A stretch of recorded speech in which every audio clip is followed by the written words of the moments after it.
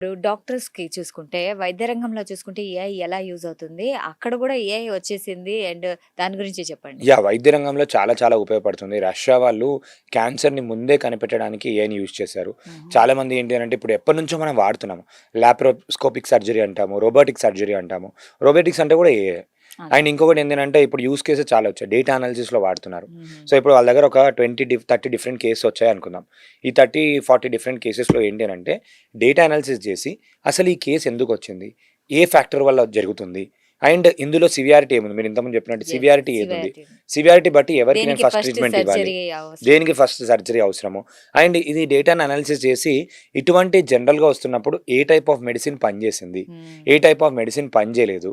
And ఇప్పుడు human ట్రయల్స్‌లో లేకుండా గూడా, హ్యూమన్ ట్రయల్స్‌లో కాకుండా గూడా నార్మల్‌గా ఏంటి అనంటే ఏఐని అడిగి ముందే ఆ పర్ముటేషన్స్ కాంబినేషన్ చేసుకొని అట్‌లీస్ట్ ఒక 30, 40% ఆఫ్ ద థింగ్ అయితే మనం తగ్గించుకోవచ్చు. హుహు. ఇలా రూట్ లెవెల్‌లో చాలా అంటే చాలా బాగా యూజ్ చేస్తున్నారు.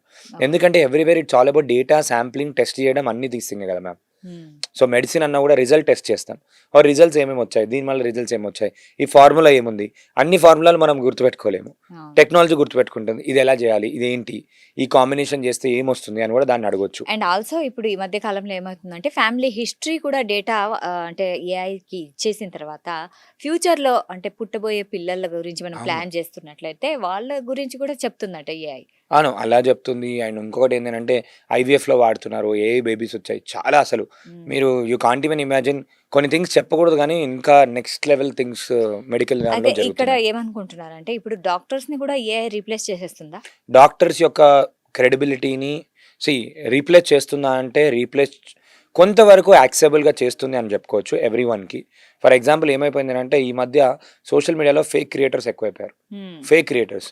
డాక్టర్స్‌ని నేను స్ట్రాంగ్‌గా సాక్షి ద్వారా ఏం చెప్తున్నా అంటే మీకున్న నాలెడ్జ్‌ని సోషల్ మీడియాలో పెట్టండి అని చెప్తున్నాను. హ్మ్. ఎందుకనంటే ఎవరు పడితే వాళ్ళు వచ్చేసేసి మీరు ఇది తినండి, ఇది తింటే మీకు ఇది తగ్గిపోతుంది, ఇది తినండి ఇది తగ్గిపోతుంది. అండ్ ఈ యూత్ నార్మల్‌గా ఎవరో ఒకరు అసలు ఏం ఇన్ఫర్మేషన్ లేకుండా చెప్తూ ఉంటే ఏమైపోతుందంటే వాళ్ళ వీడియోస్ వైరల్ అయిపోతున్నాయి. హ్మ్. అబద్ధం and wrong things, wrong practices లేదంటే ఇప్పుడు ఈ ప్రోడక్ట్ తీసుకోండి. ఈ ప్రోడక్ట్ తీసుకున్న వెంటనే మీరు వెయిట్ లాస్ అయిపోతారు. వారం రోజులలో 10 కిలోలు తగ్గిపోతారు. హ్మ్. అది అగెయిన్స్ట్ నార్మల్ ఏమంటారంటే medical things or these things ఇలాంటివి జరుగుతున్నాయి.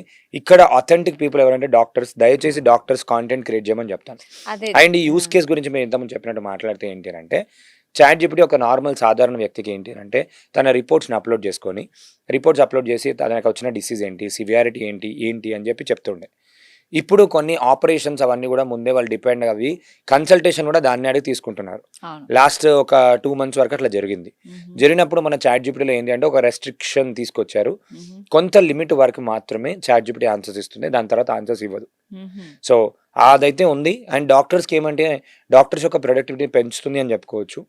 డాక్టర్స్‌కి అండ్ ఇప్పుడు ఎవ్రీవన్‌కి మ్యామ్ 2 దిక్కులా ఉంటుంది. ఒకటేమో వచ్చేసి వాళ్ళ జాబ్స్ పోతున్నాయనంటే రిస్క్ అయితే ఉంది. ఇక్కడ ఎప్పటిదప్పుడు అప్‌డేట్ అవ్వడం, స్కిల్ ఉండడం ఇంపార్టెంట్. ఇంకో దిక్కేందంటే డాక్టర్స్ యొక్క డే టు డే లైఫ్ స్టైల్‌లో ఫాస్ట్‌గా థింగ్స్ చేయడానికి పెంచుతుంది. అండ్ ఇప్పుడు స్పెసిఫిక్‌గా ఫర్ ఎగ్జాంపుల్ ఈ డిసీజ్‌కి ఏ డ్రగ్ ఇవ్వచ్చు అని చెప్పి వీళ్ళకి గూడా ఐడియా వస్తుంది. ఎప్పటిదప్పుడు న్యూస్ ఏమేమి వస్తుందో అప్డేట్స్ చేసుకోవడానికి ఆలోచనలకు గూడా ఐడియా వస్తుంది. డాక్టర్స్ గూడా చాలా రకాలుగా ఉపయోగపడుతుంది.